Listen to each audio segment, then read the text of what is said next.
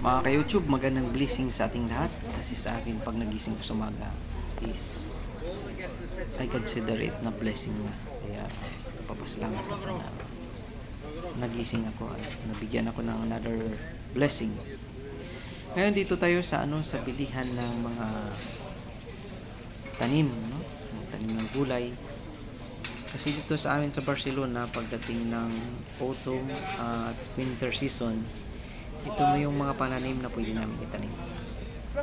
Kaya ngayon bibili tayo ng broccoli, cauliflower, lettuce, perihil. Yung perihil pala yun ang nilagay namin sa kasi dito pag ngayong autumn, winter, yun nagkukulik kami ng mga wild mushroom.